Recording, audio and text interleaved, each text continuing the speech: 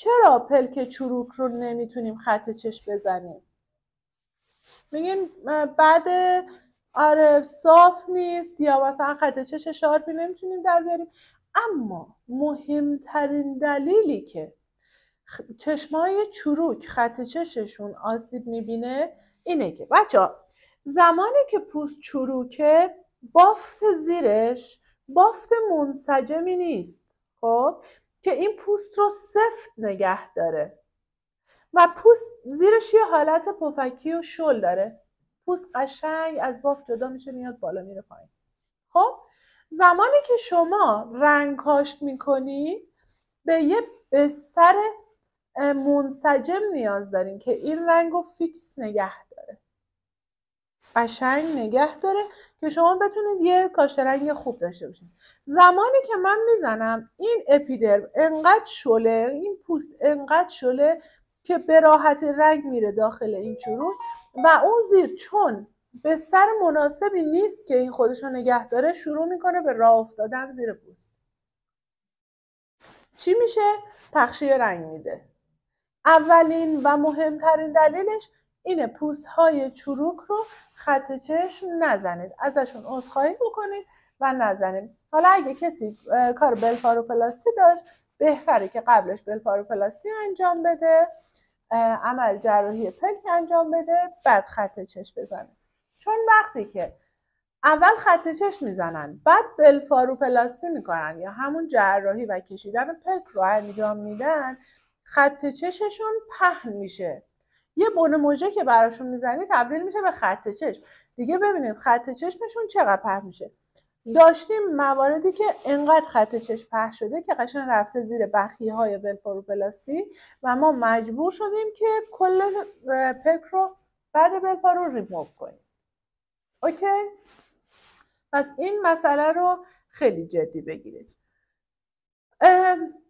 مورد بعدی که نباید براشون کار انجام بدین پلک‌های خیلی نازک و مویرگی هستند بچه‌ها. پلک‌های نازک و مویرگی یکی این که اپیدرمشون بسیار بسیار نازکه. نازکترین اپیدرم ما رو تو کل بدنمون پلکمون داره و ضخیم‌ترین اپیدرممون کجاست؟ کف دست‌ها و کف پاهامون. اپیدرم چشم خیلی نازکه برای افراد معمولی، اما اونایی که خیلی روشنن پوستشون خیلی سفیده، کسایی که بچه‌ها قرص‌های مثل راکوتان استفاده میکنن پوستشون بسیار شیشه‌ای و نازک میشه، مستعد آسیب قشنگ. یا افرادی که مثلا بچه‌ها کسایی که پوستشون خیلی روشنه دیدین اینجا کلا رگاشون مشخصه. پلکاشون بچه ببینید اون نمونه رو من براتون گذاشتم، پلکاشون خیلی نازکه. زمانی که چشمشون رو میبندن قشنگ میتونی رگای پشت چشمشون رو ببینی. بعد فکر کنید این سوزن مرتب قراره به این مویرگا ضربه بزنه. چه اتفاقی میفته؟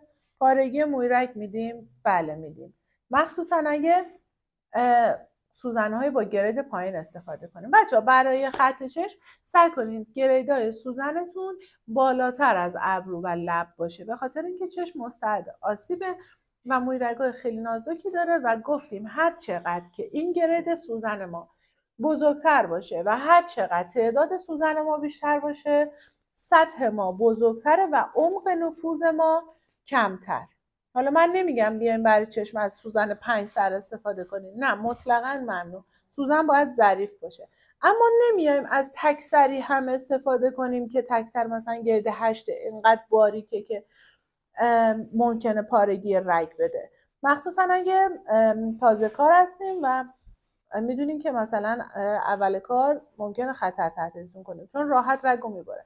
حالا این رگو میبره چه اتفاقی میفته بچه‌ها؟ به راحتی رنگ توی این مویرگا نفوذ میکنه، شروع میکنه به راه افتادن توی پلک.